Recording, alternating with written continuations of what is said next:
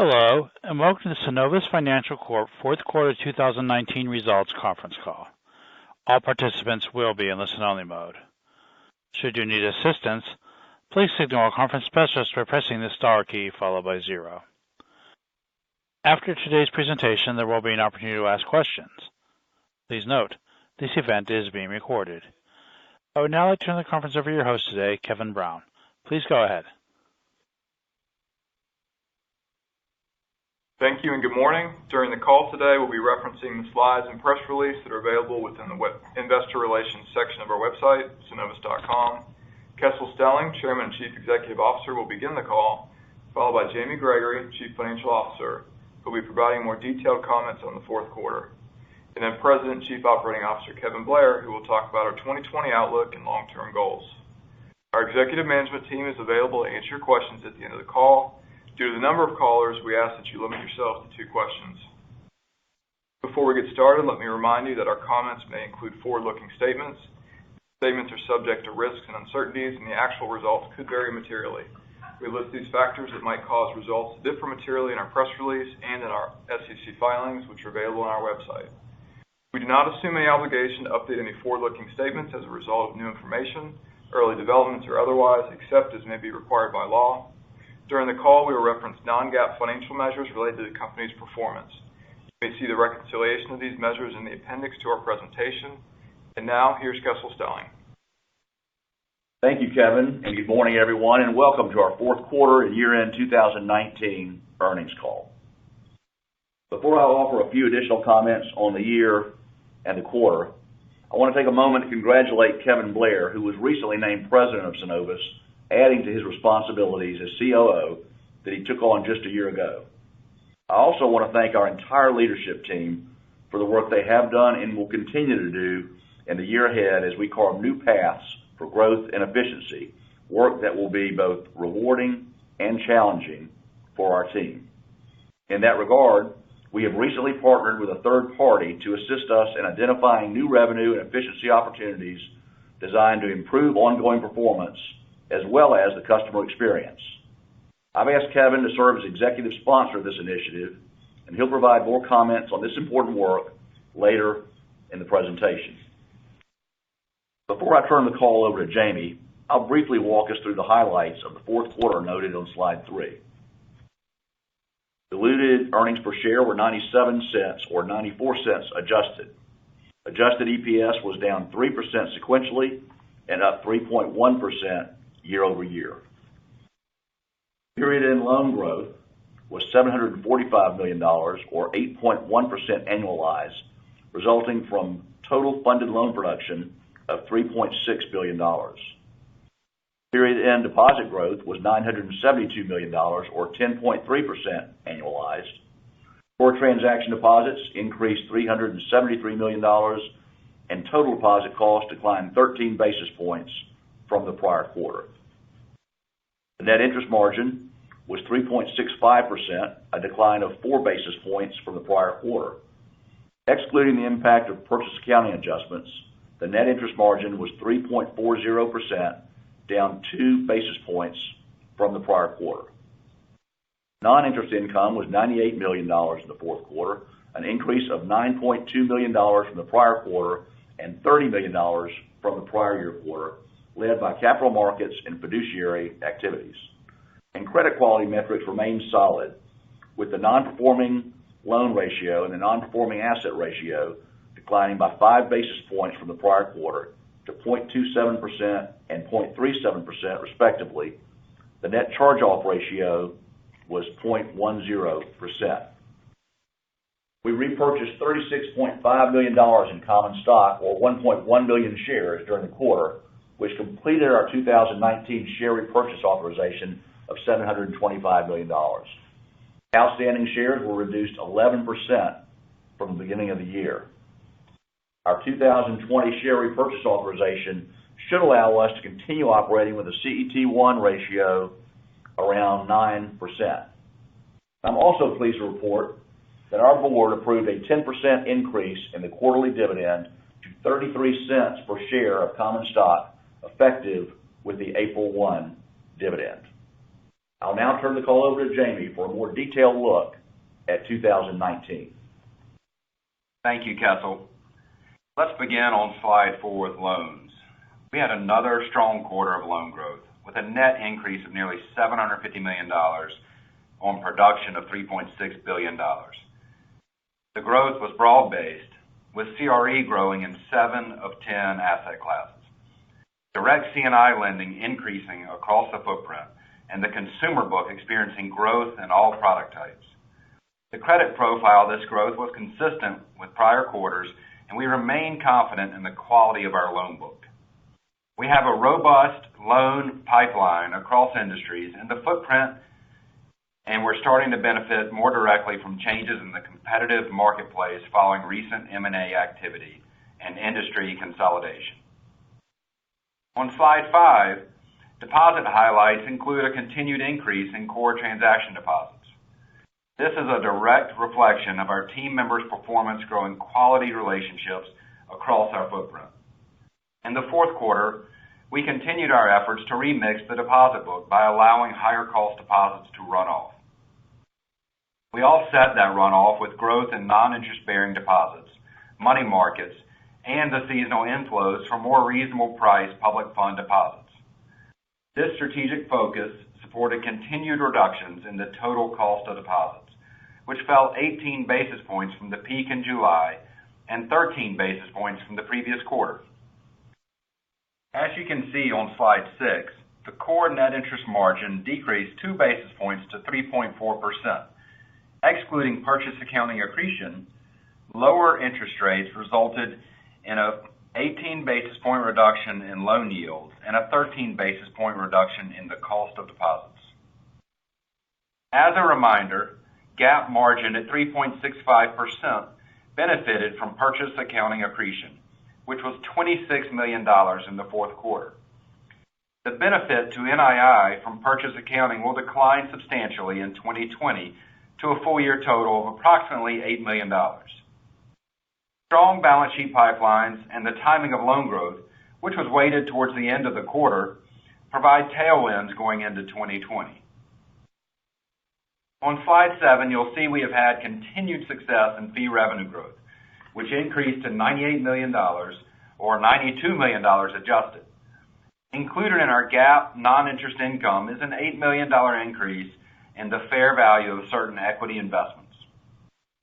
In the fourth quarter, fee revenue growth was led by capital markets and fiduciary activities of $2 million and $1 million, respectively, which more than offset reductions in areas such as mortgage banking income.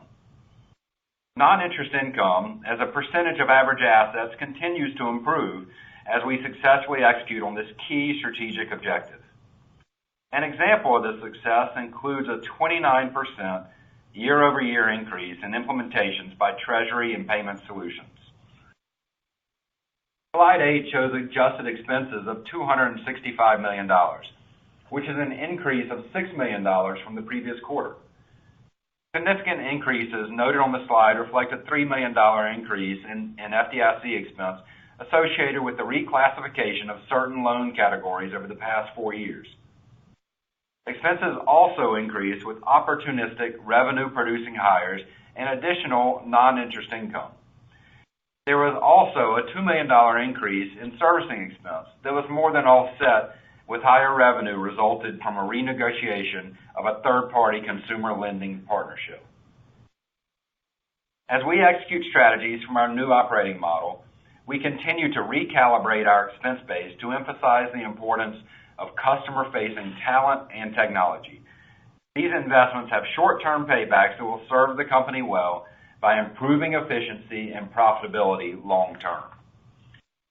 Key credit quality metrics on slide 9 remain favorable, including NPL and NPA ratios that each declined by 5 basis points.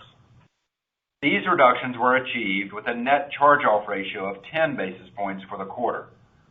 The net charge-off rate was 16 basis points for the year.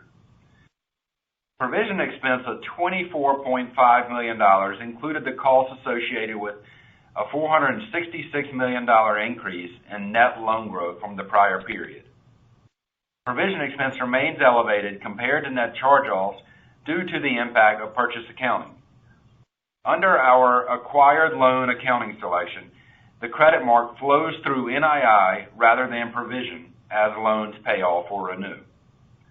As we think about the overall allowance, our coverage ratios remain favorable as credit quality continues to look healthy. On to slide 10. We remain confident in our overall capital position and are pleased to report that we completed the $725 million share repurchase authorization in 2019. This included fourth quarter repurchase activity of $37 million, which reflected a reduction of an additional 1.1 million shares. Total shares were reduced 11% from the beginning of the year. Ongoing analysis continues to provide support for operating at our current capital and liquidity ratios. And now, Kevin will discuss our outlook. Thanks, Jamie. Before I talk about what we expect in 2020, let me take a minute to reflect on 2019. I am very pleased with our progress and success achieved during the year. As we rolled out a new operating model in the beginning of the year, our objectives were to better align our organization to further enhance the customer experience as well as expand and diversify our sources of growth. In 2019, we added 58 net new revenue-producing team members across our footprint in many of the fastest-growing markets in which we serve. Various business units contributed to our growth, including mortgage, brokerage, trust, private wealth management, wholesale banking, and treasury and payment solutions. The attraction of this talent helped move the needle in 2019 and will have an even bigger impact on 2020.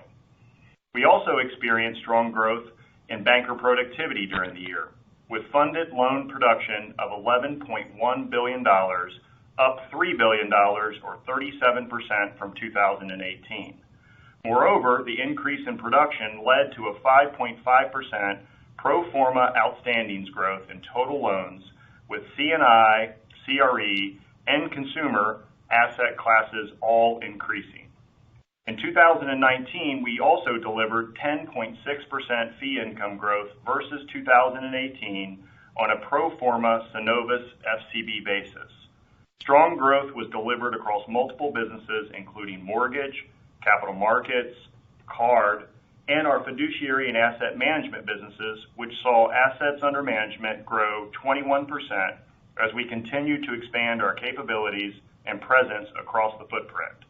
As a result of the growth in these categories, we saw the percentage of our revenue derived from fee income increase throughout the year, now totaling 19% in the fourth quarter. As we previously discussed, we completed the integration of the Florida Community Bank during the year, and we're pleased with the contributions of our newest team members. The legacy FCB wholesale team continued on a path of growth, with loans increasing $350 million during the year. Deposit accounts growing by 8%, and record levels of capital market income of $18 million, up 38% year over year.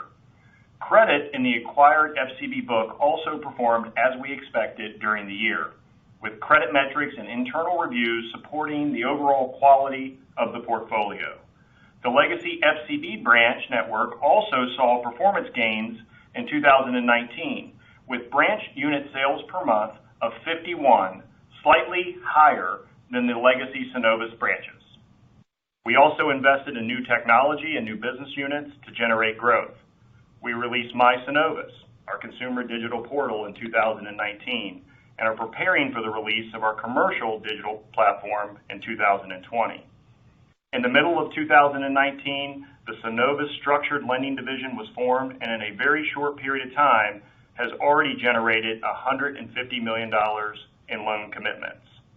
We also spent the year building out and piloting a much stronger value proposition for the mass affluent customer segment, and will release this program and the associated solutions across our franchise this quarter. So, as we enter 2020, our roadmap will follow a similar course. It calls for opportunistic expansion and growth, simplification and process enhancements that will make us even easier to do business with, and additional efficiency efforts that will fund new investments while helping to mitigate the headwinds from the margin. In building the strategic roadmap, we engaged a third party back in September of 2019. The work over the last 4 months has informed our 2020 guidance, but more importantly, our long-term goals. We have reviewed over 20 initiatives that provide opportunities for incremental growth from the revenue side, as well as additional efficiencies. We are in the final stages of prioritizing the 8 to 10 initiatives that will be delivered during 2020, but generally the revenue opportunities have a longer-term horizon, while efficiency opportunities will begin to be realized in 2020. Our efficiency opportunities will center around the categories that have been constructive for us in the past: third-party spend, real estate, and staffing rationalization. As we move forward with this engagement, we will continue to provide updates and greater transparency around the opportunities as well as the progress. Now, moving to our 2020 guidance and long-term targets. These are based on a lower for longer rate environment and modest economic growth. We believe that the economic tailwinds that have resulted in above average economic growth in the Southeast will continue. Our clients maintain a favorable outlook on the business environment, and we are focused on supporting their growth. We are pleased with the positive momentum in the balance sheet growth, which has been driven by new talent, the enhancement of capabilities and sales tools, as well as stronger growth in our larger Tier 1 markets. Our approach and the momentum is expected to continue to support asset growth of 4 to 7% in 2020. Funded loan production increased throughout 2019 and ended the year with a robust pipeline funded by a remixed deposit base.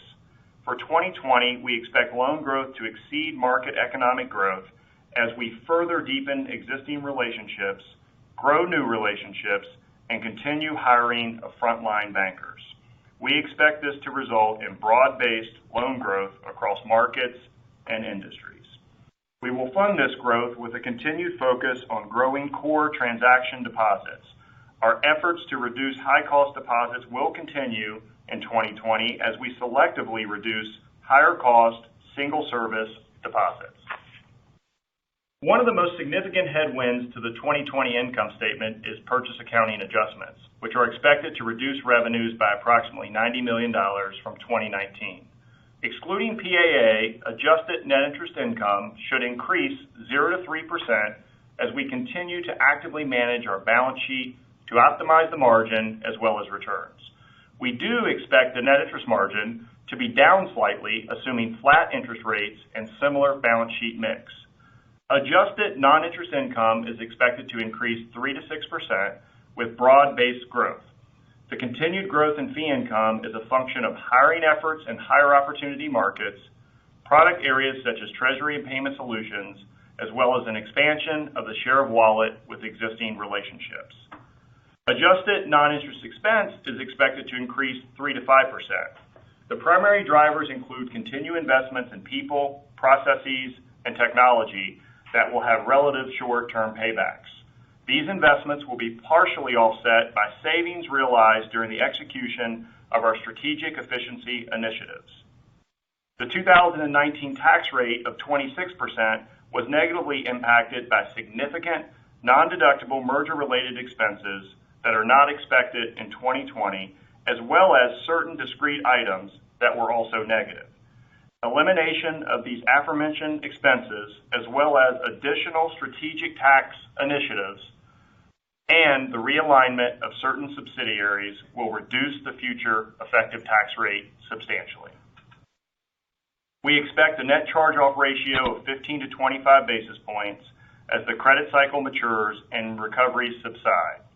There are no indications of any widespread credit deterioration. However, net charge-offs will be impacted by changes resulting from purchase accounting of the acquired portfolio as the credit mark is unwound at CECL adoption.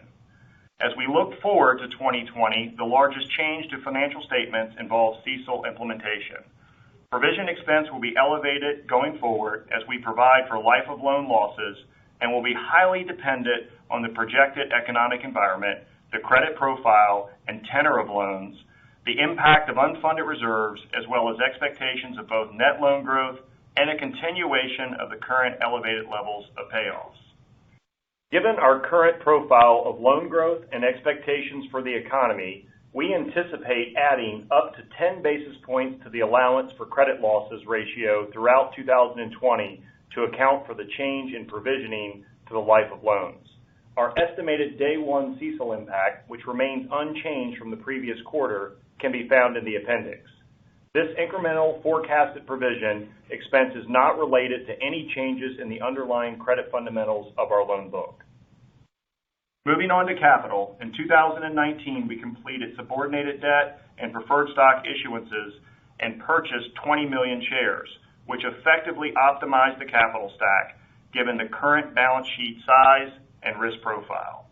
We reiterated our comfort with a CET1 ratio of 9% under the current conditions and are committed to first funding organic growth, second, maintaining a competitive dividend, and third, effective capital deployment.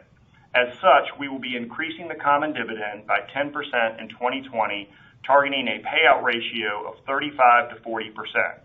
Moreover, we will monitor capital consumption through organic loan growth and tailor our share repurchases accordingly as we continuously manage our capital and liquidity positions. Our long-term goals reflect the successful execution of our strategic roadmap. We are committed to aggressively identify and implement new avenues for growth and efficiencies throughout our organization. I'm confident in our path forward, in the passion and the commitment of our entire team, and in the clarity of our vision to be the bank we've always been, but better. We're moving forward fully aligned with a keen eye on delivering on our goals of positive operating leverage, diversified balance sheet growth, and top quartile profitability metrics. Kessel, I'll turn it back over to you for closing remarks. Thank you, Kevin. And before we move to Q&A, I again want to thank our Synovus team for their contributions to another successful year for our company. Our results reflect continued momentum across our footprint with greater organic growth and an improving ability to execute well as a fully unified team. I'm always so proud of the way our team supports each other, serves our customers, and gives back to our communities. Operator, we're now available for questions. Thank you. We will now begin the question and answer session. To ask a question, you may press star then one on your touch-tone phone. If you are using a speakerphone, please pick up your handset before pressing the keys. To withdraw your question, please press star then two. At this time, we will pause momentarily to assemble the roster. And the first question comes from Ebrahim Poonawala with Bank of America Securities. Good morning. Morning. I guess just first question, looking at the expense guidance, 3 to 5%, how should we think about expense growth for the year? Is the lower end kind of tied to if revenue asset growth is at the lower end, we should expect expenses to be at the lower end? And is that the right way to think about where expenses could shake out? Or is it more incumbent on just investment decisions that you're making? Would love to get your thoughts in terms of just how we think about operating leverage for the year. And also in terms of, do we expect to get an update on the efficiency plan by the first quarter earnings, or do you expect an update sooner than that? So, Ibrahim, hey, this is Jamie. Thanks for the question. We expect, as we say, 3 to 5% expense growth for 2020, and a lot of that has to do with things that happened in 2019. So we have about 1% expense growth associated with third-party servicing, and so that's just growth in the book. That's a renegotiation that also negatively impacted expenses this quarter. Another impact are hires we made in the second half of 19, and so we've been really growing our first line out there in the field, and that's going to be a negative impact to expenses as we head into 2020. You're right, the growth will definitely impact that. You saw that in the second half of 19 when with the commission expense being higher just because of the strong performance in fee revenue businesses. And so you're right, it is somewhat dependent on that. But we're excited about the opportunity to improve this, and we have many initiatives in flight, as Kevin mentioned on the script, talking about our opportunities for 2020 with our transformation efforts. And Ibrahim, this is Kevin. I'll answer the question as it relates to additional transparency around the initiatives. Yeah, I think at the first quarter earnings call, we'll provide a little more clarity as to the initiatives themselves. Obviously, when we are giving guidance on the full year, we want to understand what the third-party spend will be in order to generate the savings. But as Jamie mentioned, I think what you'll see with our quarterly expenses is that we'll hit a high water mark in first quarter, and then expenses will trail off as the year continues. And so we'll be able to generate positive operating leverage as we get towards the second half of the year, and most certainly as we look at 2021. That's helpful. And just moving quickly to capital, CET1 at 895 relative to the 9% target, and you obviously raised the dividend this morning. Is it safe to assume that we may not see any buybacks at least early part of the year as you sort of gauge asset growth given your guidance and let capital build? Like, what's the right way to think about buybacks from here on? Yeah, Ibrahim, we expect to maintain CET1 around the 9% level where we are currently, and we feel confident in that level. And so you're right. We'll be looking at how we grow our balance sheet and how that plays into capital ratios. But I wouldn't assume that means that we'll be holding off on share repurchases. So we could see, or we should expect share repurchases in the first quarter?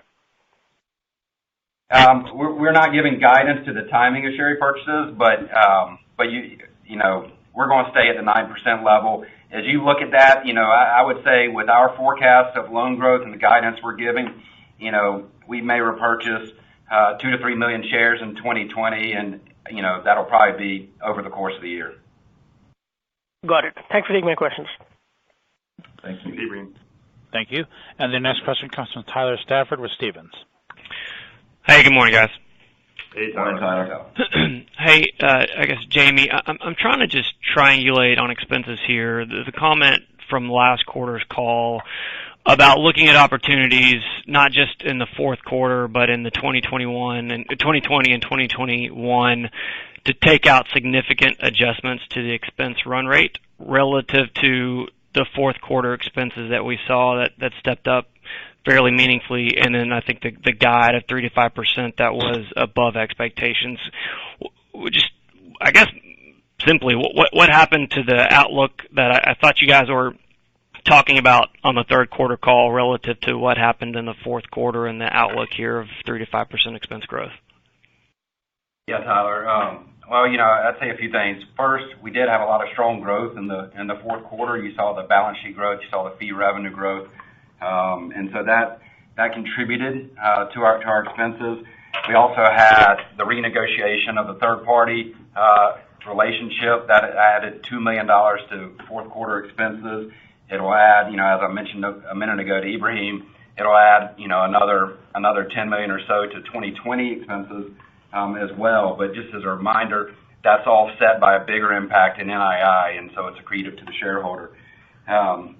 Also, in the fourth quarter, we had an FDIC expense, and that was related to the reclassification of certain loan categories over the past 4 years.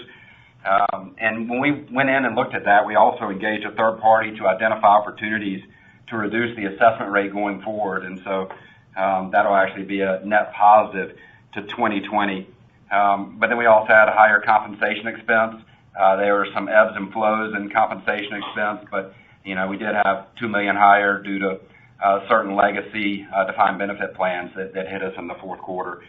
We do feel confident about the efforts we're making to reduce efficiency rate going forward. As Kevin mentioned, we expect the first quarter to actually be a little higher due to seasonal impact of personnel expense. That probably is $5 to $6 million.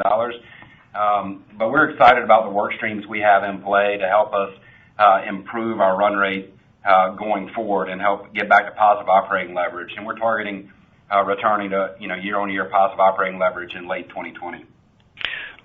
Okay, but to be clear, the efficiency opportunities that you're speaking to, that is already reflective in the 3 to 5% expense growth outlook. Is that right? So the 3 to 5% outlook, there are a couple things with that. One, that doesn't include any expenses associated with the transformation effort. So I'll be clear on that. But the benefit to calendar year 2020 is not nearly as much as the benefit to run rate at the end of the year. We expect to complete many of these initiatives that will improve both revenue and expense going forward, but the impact of 2020 is not significant. Okay, so the exit expense base being, I think what you're implying is the low point for the year, that lower expense exit base should continue into 2021, providing greater efficiencies really in 2021 and a lower expense growth rate. That's right. Okay. And Tyler, this is Kessel. Let me just kind of maybe summarize what both Jamie and Kevin said to the question of what happened, because one of you on the call, I've already seen that question in an email this morning early. Nothing really happened. What in effect has happened is that the investments we made in 2019 throughout the year, but a lot in the middle and back half of the year, have really paid off. But those salaries, those investments didn't go away as we entered 2020. But in the midst of all that, we've been very thoughtful and, quite frankly, aggressive in taking out costs in the back half, even in the fourth quarter, with some reductions in staff throughout our company.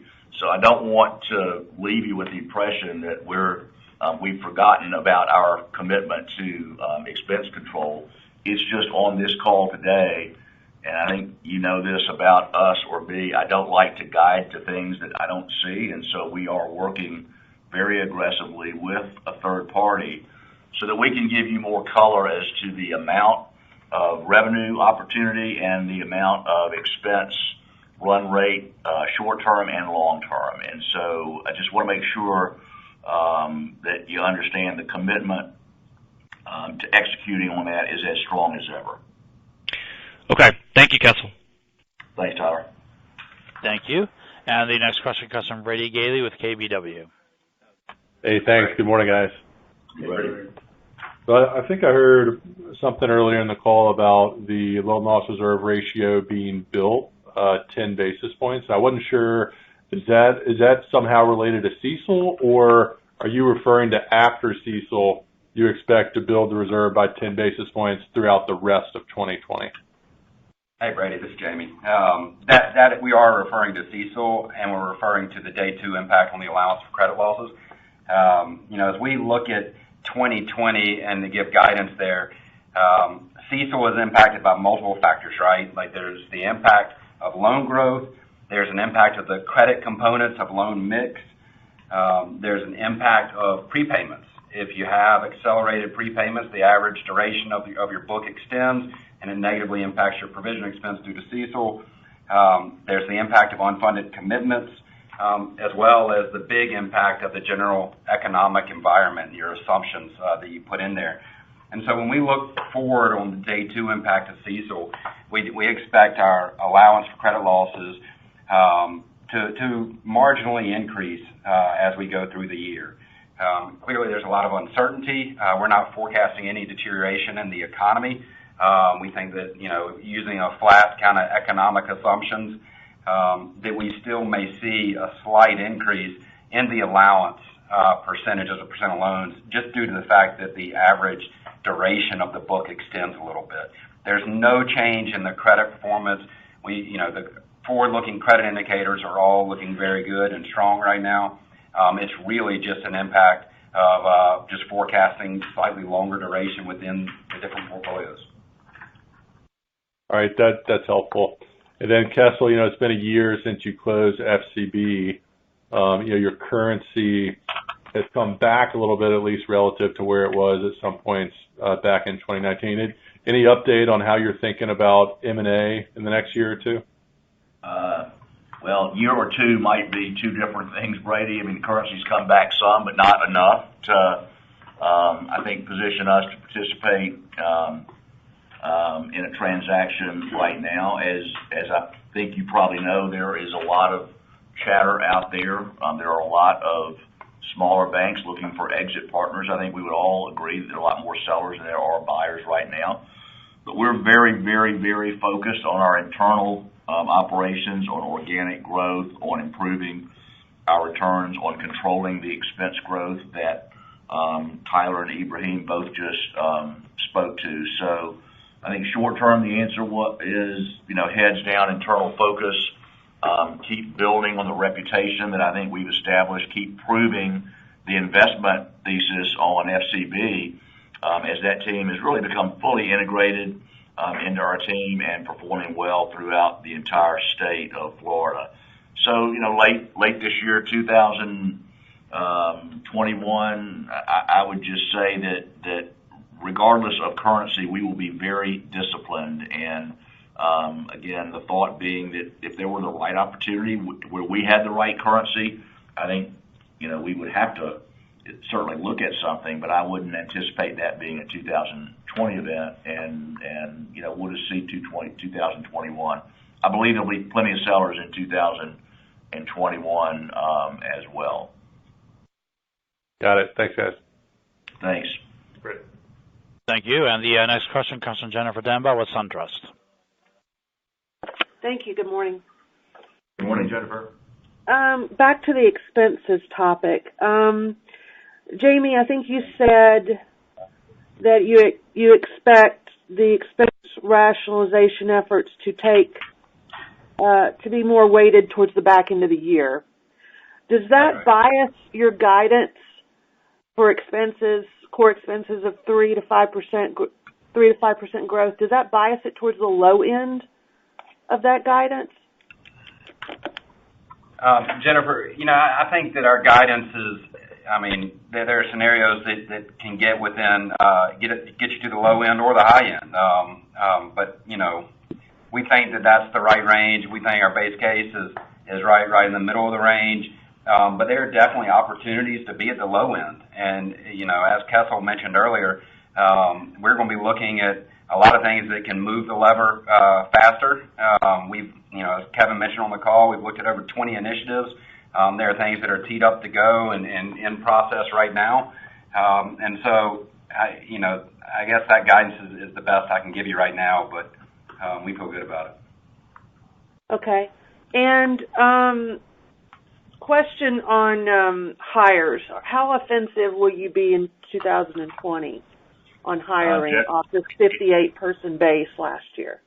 Well, Jennifer, I think that really colors that expense number as well, because we have not backed off of on the hiring front. And again, I believe selfishly we've got a pretty attractive platform to hire to, and we continue to add depth throughout our footprint in really all of our higher growth markets, and will continue to be. I actually spoke early this morning to Alan Barker, who's our Atlanta market president, about the number of people that he and some of our other leaders here continue to talk to. And as he said to me, we have the opportunity to be very selective on who we hire because of the number of people who are interested in joining our team. So I think we'll continue to be aggressive. That puts pressure on that revenue number, but while there is some disruption, while there are good bankers in the market, we certainly want to make sure that we're front and center in that decision. I visited with Kevin Howard in Atlanta just a couple of weeks ago and spoke with a couple of people he's recruiting, and again, just seeing what attracts them to our company made me feel really good. So we'll be aggressive, but again, disciplined. Hiring comes with a cost because, especially in the middle market space, it takes a while to generate the revenue to cover that. So we'll make sure we balance the hiring in terms of what can give us shorter term payback versus longer term payback. But I would say, again, if you look at the last quarter growth in loans and the push in fee revenue, it really does reflect the success of our hiring decisions throughout 2019. Okay, thank you. Thanks, Jennifer. Thank you. And the next question comes from Kevin Fitzsimmons with D.A. Davidson. Hey, good morning, everyone. Morning, Kevin. Just taking a step back a bit on you said you engaged a third party back in September. I'm just curious what the thought process was. Was it that you knew you had all these investments being made and you needed a way or wanted to look at a way to offset that, or was it more of a looking versus peers where you stood on certain ratios? I'm just curious the thought process before stepping in with that. Yeah, we'll all take some of that, Kevin. Look, I just think a fresh look is always good. You know us as well as anybody on this call, and in the past we've engaged a third party for major initiatives. I remember like yesterday, 2011, when it was $100 million, then we did a 35, a 25.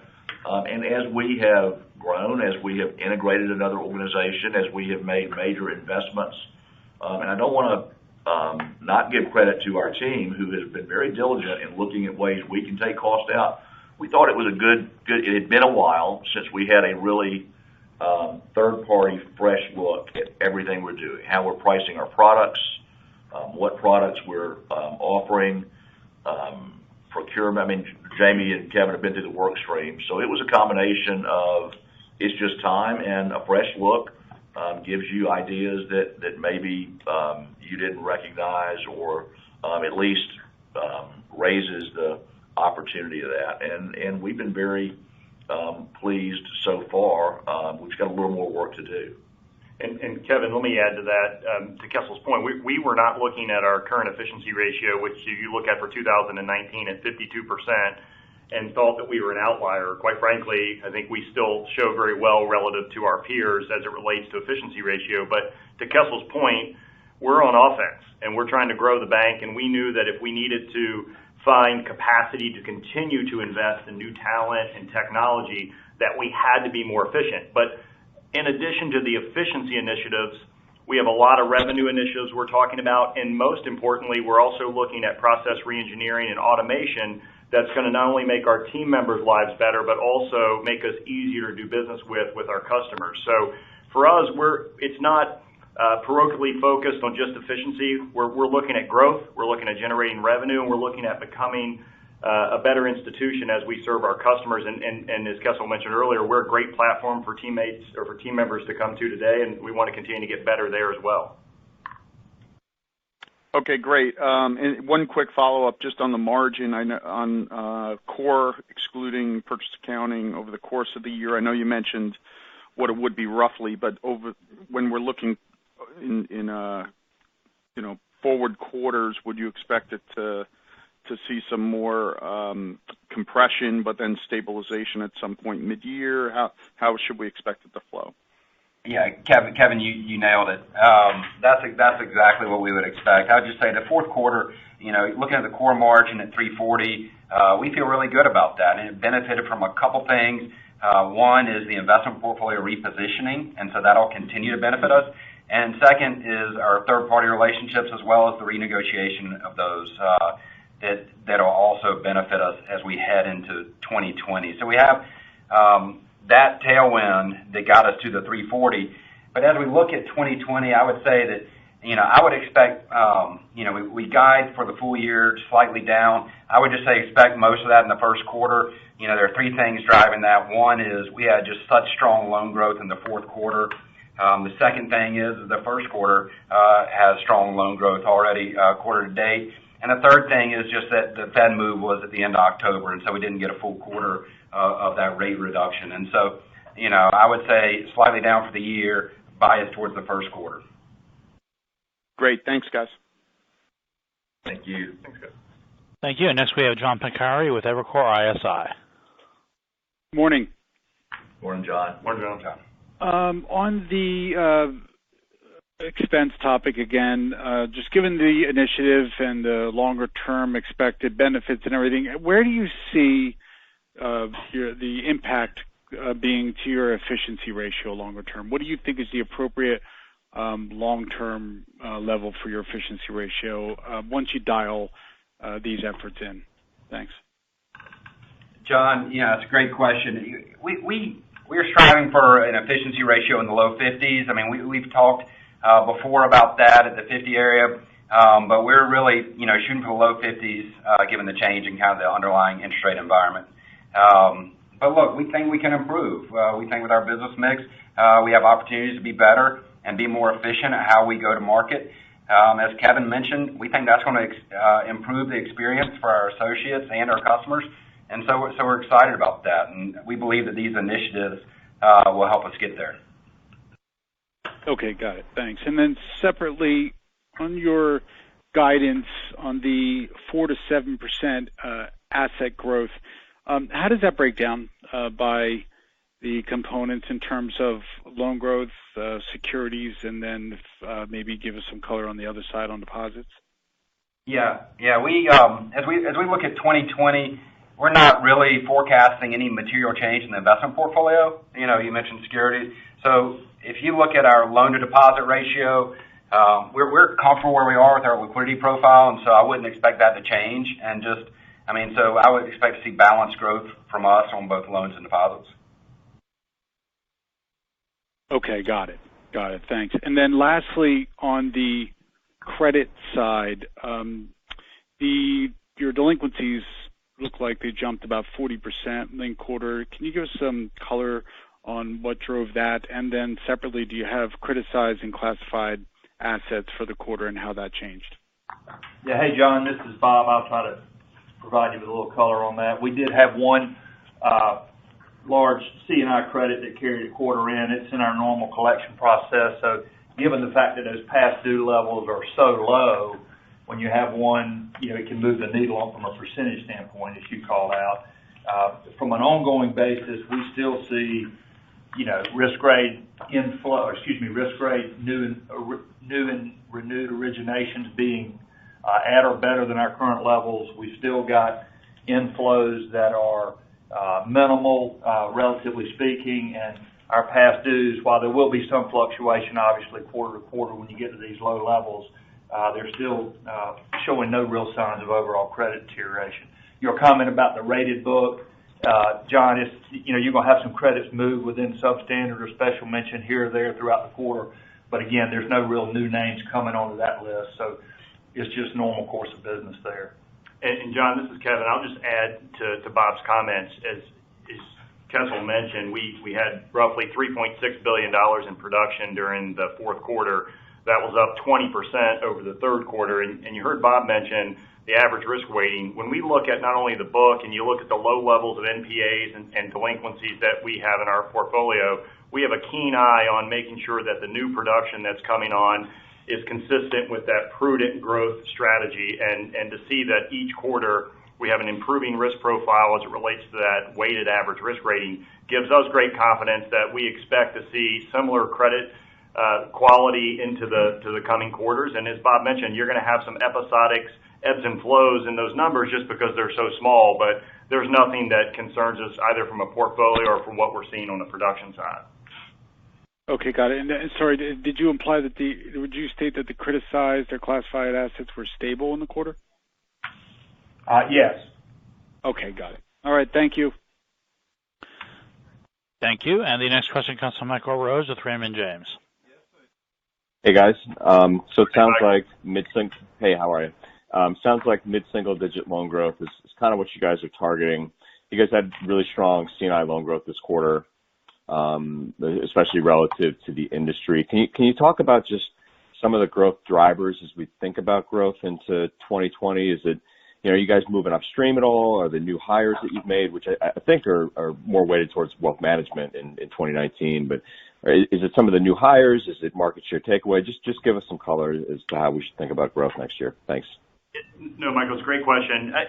Fourth quarter was a strong C&I quarter, but I look at the year and I look at almost $800 million worth of C&I growth, and ironically, it was not in the owner-occupied real estate category. We see a tremendous amount of competition from some of our competitors that are offering long-term fixed-rate owner-occupied mortgages, and quite frankly, based on our profitability requirements, we've let some of that leave us. So where we're seeing growth on the C&I front is really in our wholesale bank, and we have added individuals there. We're up 10 revenue producers in the wholesale bank this year.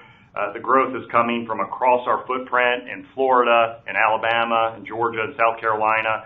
I think, as you recall, we moved Kevin Howard to lead that group, and it's been a change that has continued to build momentum as the year has progressed, and they put on a really strong fourth quarter. And it's not in any one industry. It's across many different industries.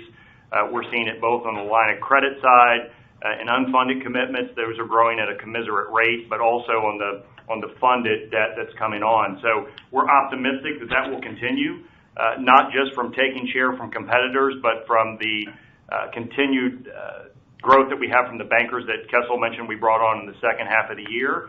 And we've also brought on the structured lending division, which is a new business for us that saw growth in the third and fourth quarter, and we're very optimistic that that will continue into 2020 and into 2021. The good news is when you look at what we're doing, we're getting a tremendous amount of growth, not only on the loan side, but the really nice data point is that we're getting treasury and operating accounts with a lot of those customers. And we've talked a lot about our upgrade in treasury and payment solutions, but when you look at the number of implementations that we had in 2019 versus 2018, we're up 30%.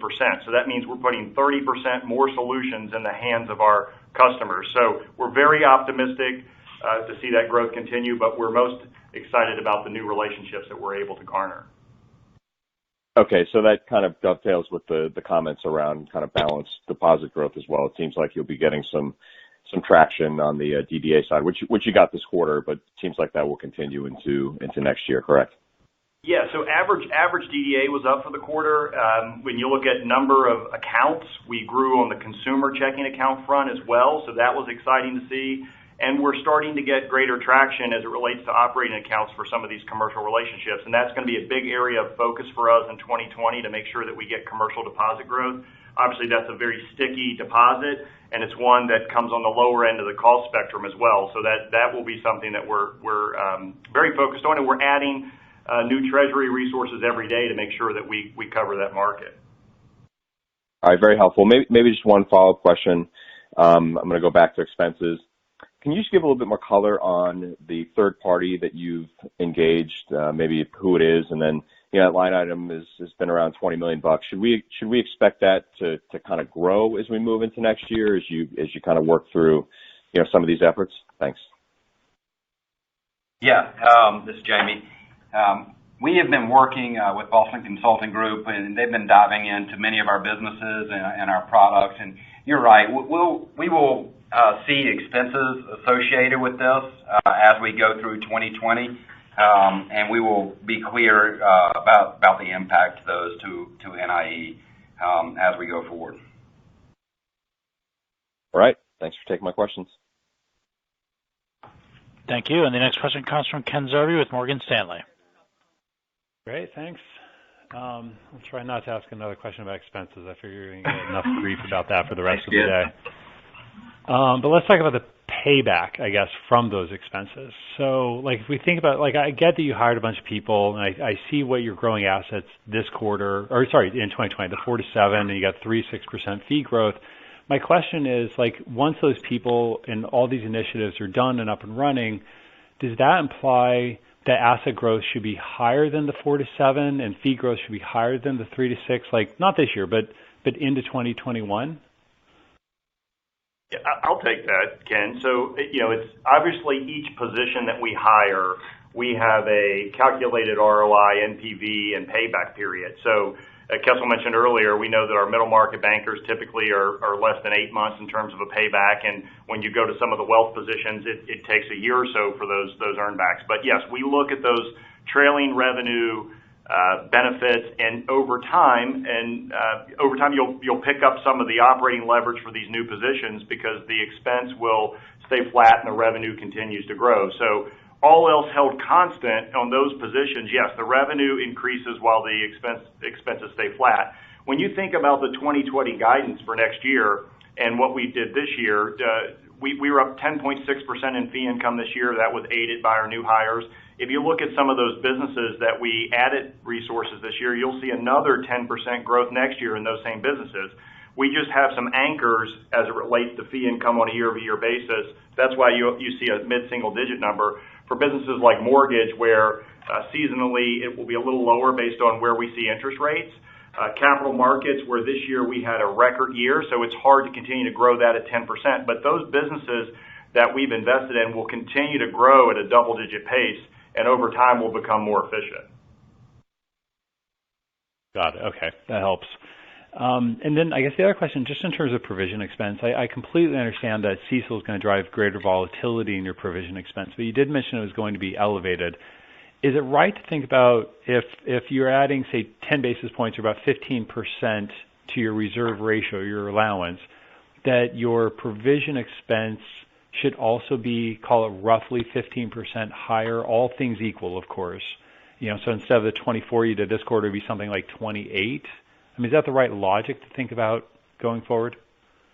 I think the right way to think about it going forward would be, just to put an expansion of the allowance for credit losses to your ending loan balance and see what the provision build would be required to get there, or the allowance build. It's a little bit different answer than what you're saying. It is. Okay, I guess I'll have to think about that a little bit more. But okay, I'm good. Thank you very much. Thanks, Ken. Thank you. And now online we have Brad Millsaps with Piper Sandler. Hey, good morning.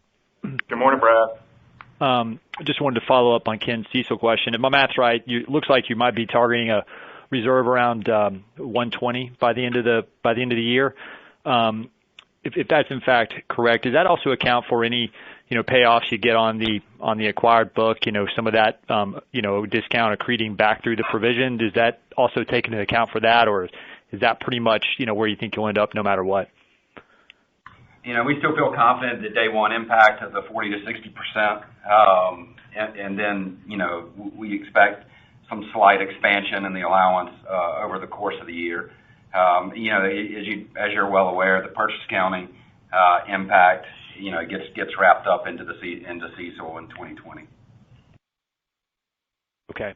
And then secondly, just sticking with accretion income on the deposit side, I think you had the 11 million mark come through again this quarter. My understanding is that obviously goes away this year. How quickly do you think you can sort of earn that back, so to speak, through reductions in funding costs? You had a nice reduction this quarter in interest-bearing deposit costs of around 15 basis points or so.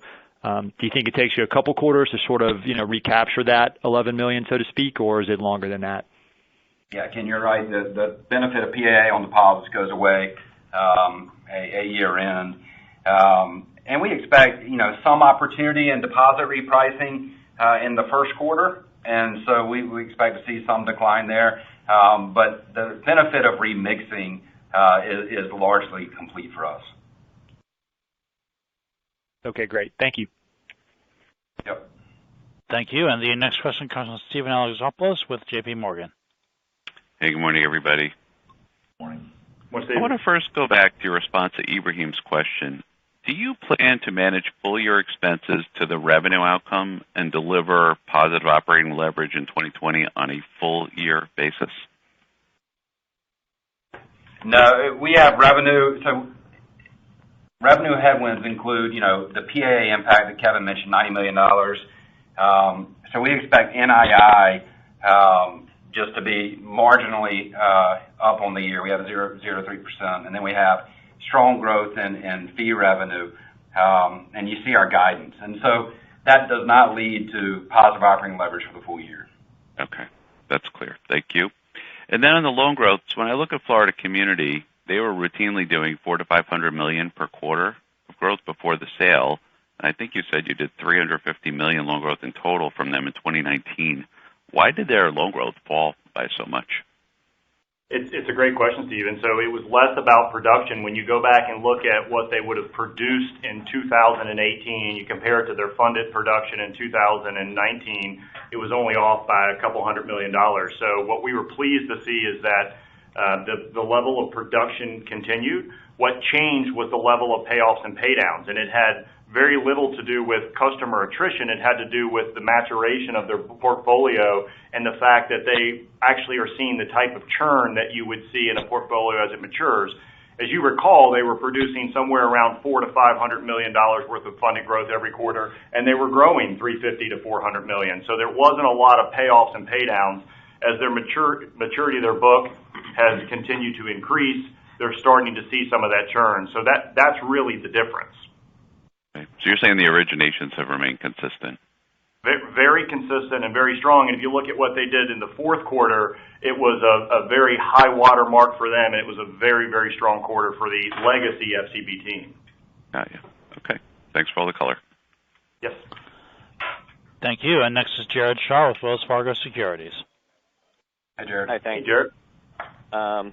Just circling back on the provision, I guess, can you give a little color on what drove the allowance build this quarter, given the sort of backdrop of stable credit quality? Yeah, we've spoken about this a little bit before, but it has to do with two things. First is just loan growth in aggregate, and second is the high level of paydowns. Kevin mentioned the strong production in the fourth quarter, but we also still see elevated paydowns. And when we have paydowns in the book, in the FCB book, we don't get the benefit of a provision release. And so even though we had loan growth of $800 million, if you were to say, what was the net loan growth of loans that we had provision against, it'd be much higher.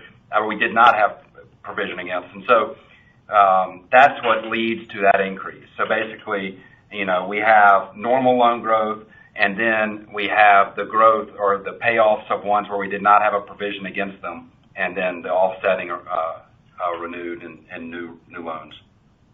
Okay, that's helpful. Thanks. And then just looking at the NII, I heard, obviously hear your comments on the margin, but when you look at NII and the strong momentum you said going into first quarter, as well as the incremental benefit from that third-party servicing renegotiation, should we expect actually, quarterly to see NII maybe stronger in first quarter and then trickling down? Or, I guess, how should we be looking at NII through the year? Yeah, let me just speak to it in rate terms.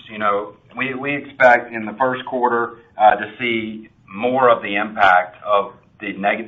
negative impact on loan yields, and so we'll see. We're expecting a decline in 2020 of somewhere between 10 and 15 basis points in loan yields on the year, but most of that will happen in the first quarter, a decent percentage will happen in the first quarter. And again, it's that same impact that I talked about both the recent loan growth as well as the October rate move and the full quarter impact of that. Okay, thank you. Thank you. And the next question comes from Christopher Marinac with Janney Montgomery Scott. Hey, thanks. Just a quick one on the fee income guidance for the year. What does it take to get to the upper end of the range, and are there scenarios that could actually be greater? So, look, for us, some of it will have to do with the external market in terms of interest rates and what happens with the equity markets. Those are the variables that we look at. We've obviously added a lot of resources on the fiduciary and brokerage side, so as the market flows, we'll be able to ebb and flow within that range. Also with mortgage, if you look at most of our businesses, as I mentioned, we expect to see strong growth in service charges year over year based on our investments in Treasury. We expect to see double-digit growth in our fiduciary business again. The two businesses that represent a bit of a headwind for us, as I mentioned, were mortgage and capital markets for different reasons. Mortgage because of interest rates, and capital markets just because of the elevated levels that we had this year. So our success in moving to the high end of the range will have some of those external factors, but quite frankly, it will deal with our productivity internally and how we can continue to generate higher levels of production within those businesses. Got it. Thanks very much, Kevin, and thanks for all the discussion on the expenses this morning. I appreciate it. Thanks, Chris. Thanks, Chris. Thank you. Next in line is Garrett Holland with Baird.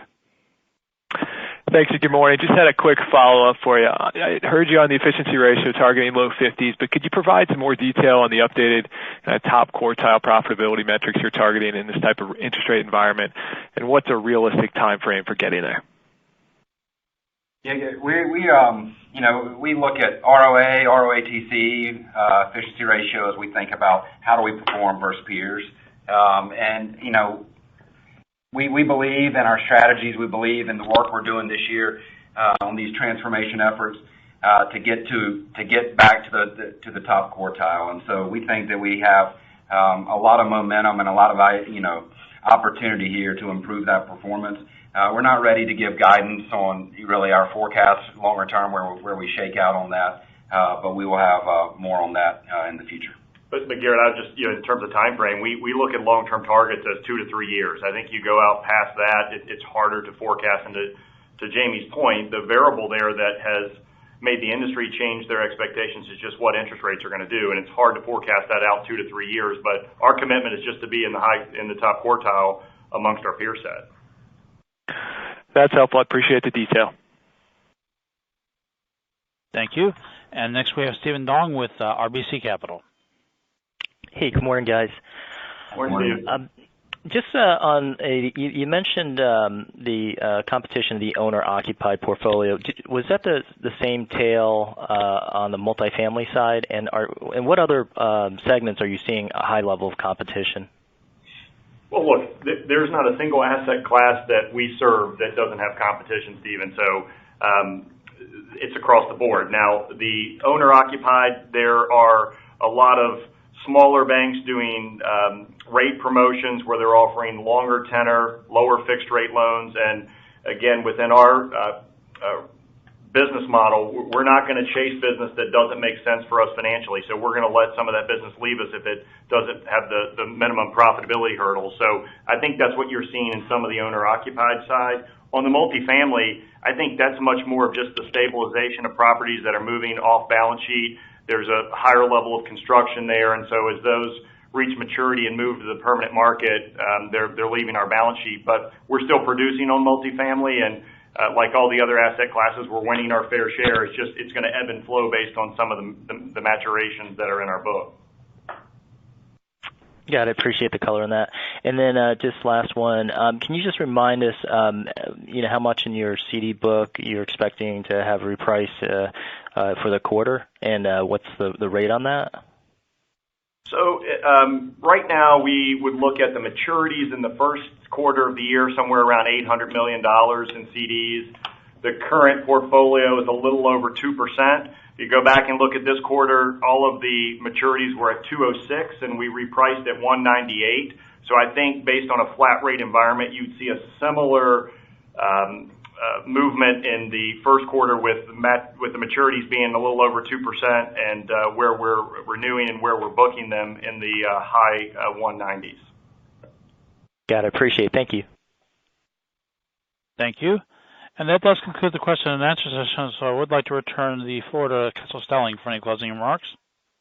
All right, well, thank you, operator. And first, thank you to all of you who participated on the call today. We appreciate your interest in our company. Certainly some of the questions today might require follow-up, and as usual, our team is available throughout the day and certainly next week to give you any follow-up data points if we weren't clear today. For those of you who are shareholders on the call, thanks for your continued investment in our company. But I really want to conclude by thanking our Synovus team for the great year in 2019, for the way they really did finish the year so strong, and for the energy they're already pouring into 2020 to find ways to generate new revenue, additional efficiency, and really deliver a differentiated customer experience, all with the eye on creating long-term shareholder value. So big thank you to the team. The executive team looks forward to giving you more color and more updates on our transformation efforts no later than the next earnings call, but if possible, towards the end of the quarter and the appropriate public forum, we would do that as well. So thank you so much for your attention today. Hope you all have a great weekend, and we look forward to talking with you soon. Thank you. The conference has now concluded. Thank you for attending today's presentation. You may now disconnect your lines.